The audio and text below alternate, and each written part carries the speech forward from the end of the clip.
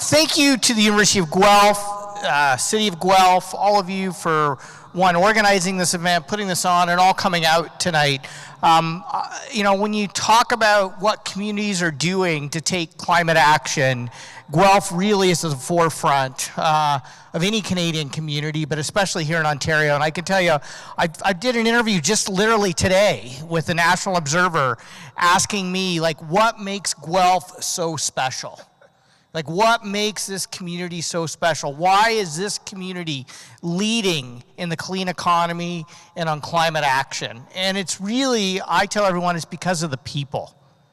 And it's the people in this room. So thank you so much for the great work that you do. And I can tell you that all three levels of government here work so well together on a variety of issues, in particular on this issue. And I'm gonna say, how many communities do you have an event like this and the mayor and the MPP are bragging with each other they got the last 2 EV charging parking spots out in the parking lot? That's Guelph. There wasn't one for Dianne. I also just want to say quickly, Dianne, thank you for the amazing work you've done as Ontario's Environmental Commissioner.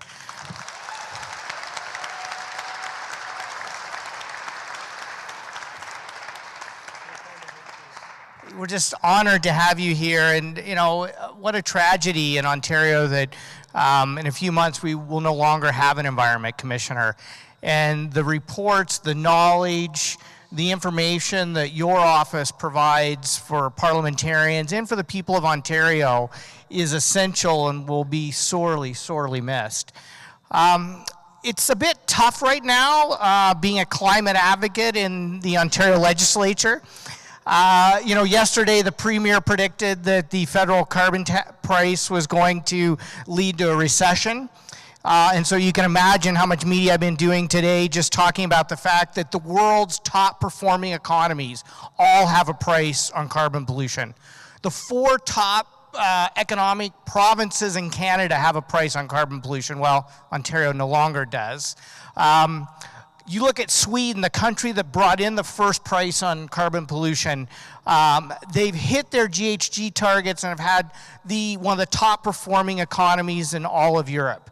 You look at British Columbia, the first province in Canada to bring in carbon pricing, and it has the top performing economy in Canada. California has carbon pricing, and it's met its GHG reduction targets 4 years ahead of schedule, and has one of the top 5 best economies in the United States, one of the top performing economies in the world. So it is just patently untrue that carbon pricing kills jobs and is bad for the economy. You could actually make the case that carbon pricing is good for the economy. And Mark Carney, the governor of the Bank of England, will tell you that. It's a $5 to $7 trillion a year economic opportunity.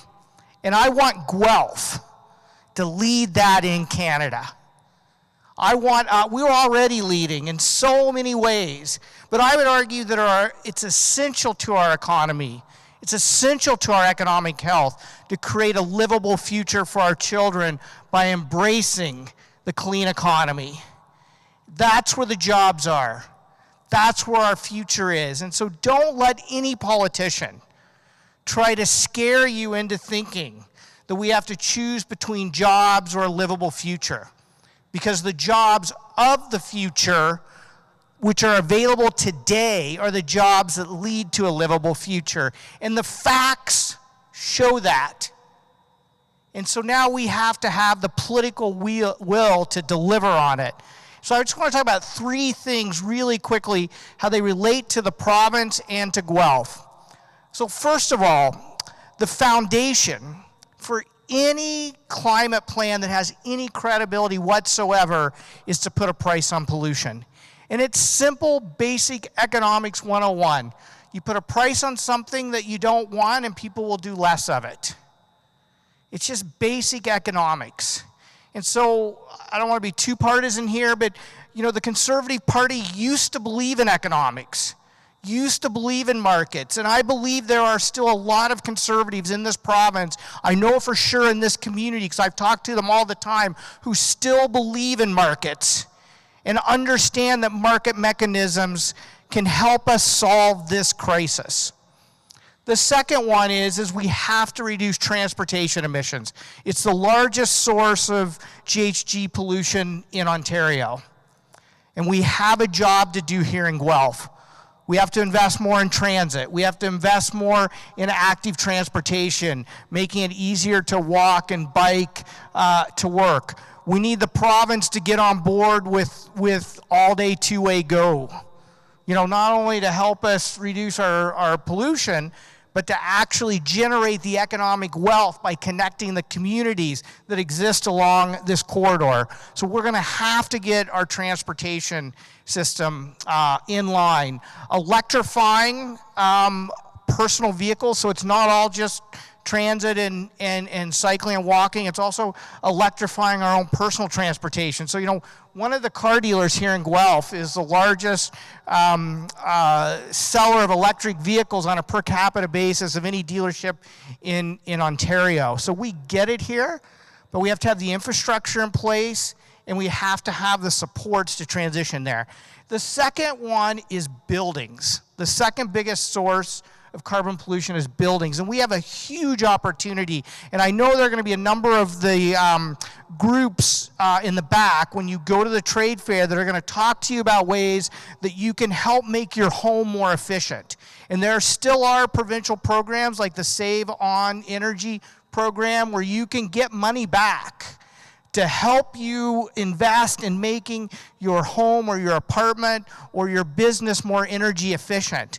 It'll help you save money by saving energy and reduce your carbon footprint at the same time. And I just want to say, you know, thank you. We have like 5 or 6 green builders in Guelph that are developing right now net zero energy efficient buildings at competitive prices. So you're absolutely right. We should not build another, there's no reason to build another building in Ontario that's not carbon neutral. And then the final one is industry. Somebody said 10, is it 10 now? 5, that's what I thought, 5. Yeah, I know, I see one, yeah, okay, 5. We can do it. There's one, like we can do it right here in Guelph. We are doing it. And we need to make sure we have policies in place to support that. And then the third one is our industry. And we're already seeing that here in Guelph. And we're leading the clean tech charge. We have the largest solar manufacturer in the country. We have the largest geothermal distributor in the country. Our community energy plan is helping to lay the foundation for the kinds of innovation and community engagement across our community, businesses, individuals, public institutions, all working together to drive that economic change that we need. But that's where the jobs are. And so if you think about it, we ship about, I think it's 500 million out of Guelph every year in energy costs. Imagine if we kept that money in our community to create jobs, to create investment, to provide more revenue to our city government, to invest in the things that make Guelph such a great community. And then as Dianne said, imagine the 15 or 16 to $24 billion that leaves the province of Ontario. Imagine if that money stayed in this province, creating jobs, contributing to GDP, and helping to reduce pollution. Imagine if we did that.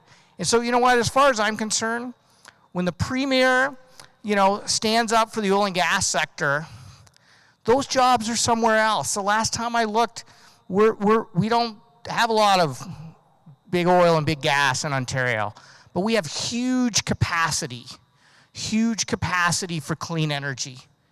And so we have to change the conversation. And I think it's incumbent on all of us to be a part of changing that conversation in our individual lives, to speak up, to take action, and to reach out. In particular, right now, reach out to Conservative MPPs and encourage them to come along, because there's a strong economic argument for us to take the action that we need to take. I want to say something. You said okay? Really good points. Sorry, I don't want to interject, but I just want to bring attention to the fact that food is really important. Yes. Agriculture is actually a really high contributor of greenhouse gases. I just want to be aware of what you're consuming and how that's Yes.